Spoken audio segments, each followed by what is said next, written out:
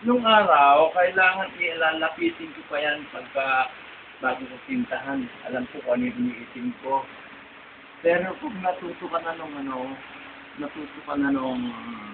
pagbablocking, personal life, kung ano yung gagawin mong maitim, kung ano yung gagawin mong kung saan nakapabilang yung gano'n. Ganyan lang parang matutuwa ka lang, naglalaro ka lang habang iniitim mo, lumilitaw eh. Kaya, yung ganyan, linis kung ganyan, tintahan mo na yan, masarap tintahan yan. Wala nang guide. Wala nang guide.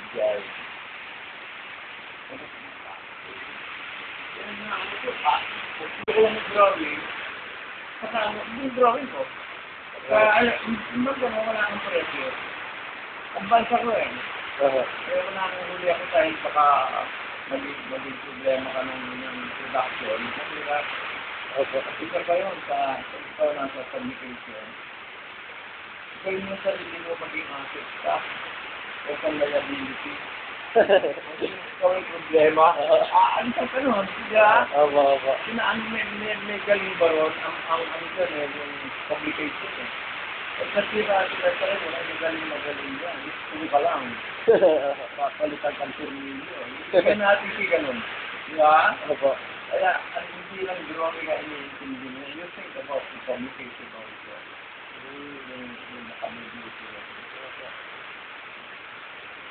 Ayan, Linis na. Ganyan lang. Pagdikulay, maganda yung contrast, high contrast. Makikita mo sa drawing, kinukulayan nyo. Mas masarap kulayan yung wala yung masyado yung gano'n. Kaya makita mo sa mga drawing, parang outline lang, tapos meron konting gano'n. Mas simple po, no? Mas simple. Kasi sa akin, pag naramdaman ko expression nila, pag naramdaman ko yung communication ng dalawa, stress, ano na yun, okay na yun.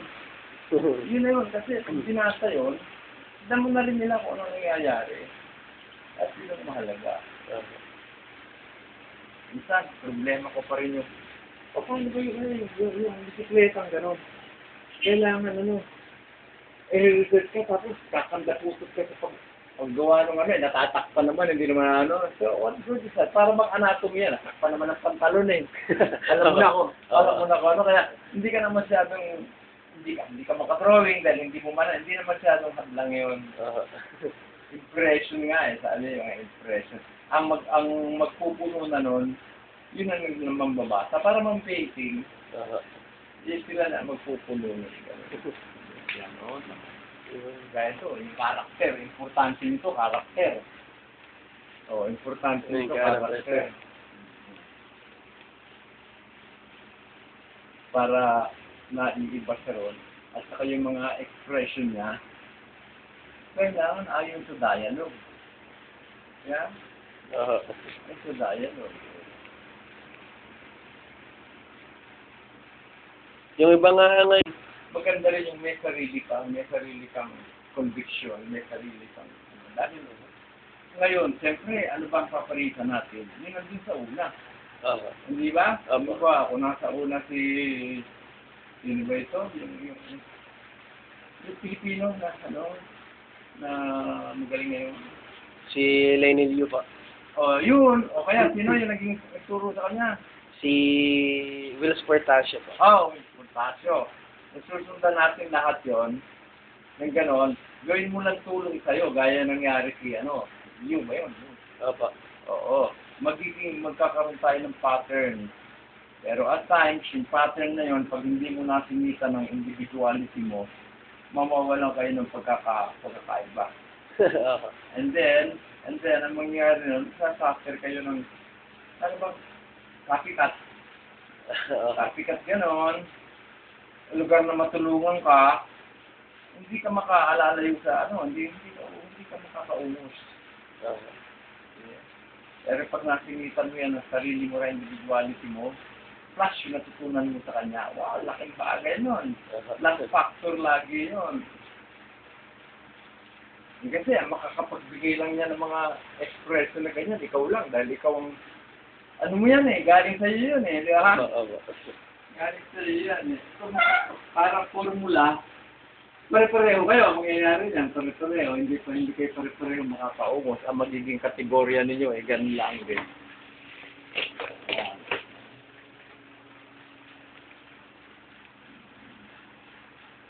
Kung nakuha mo na yung expression niya,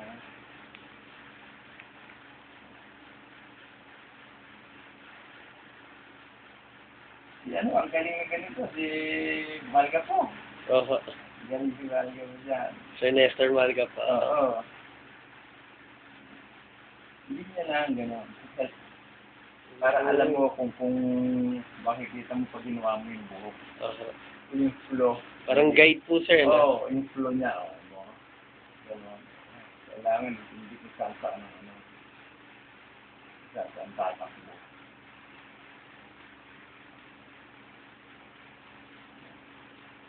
Minsan, sarili mo ng ano yan. Sarili mo ng diskarte yan. Kaya simple gano'n. Pero malaking bagay sa anatomy yun. Ano, kung gano'n ka o. Yeah? Hindi naman diretso ka agad. Yun, Ayun. pagka ano, madali mo nang mararamdaman. Madali na. Madali mo nang mararamdaman. Nagpapali ko. Wala ako pagka sila nag-ano. Kaya karakter niyan. Kailangan lang. Nakalabas yung gilagid.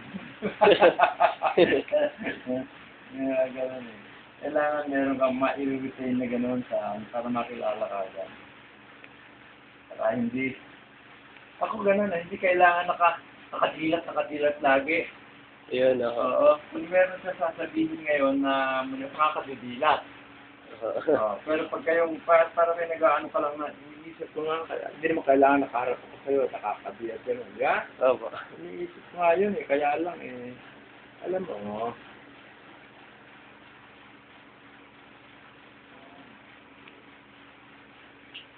ganyan lang, hindi naman ako deadline dyan eh.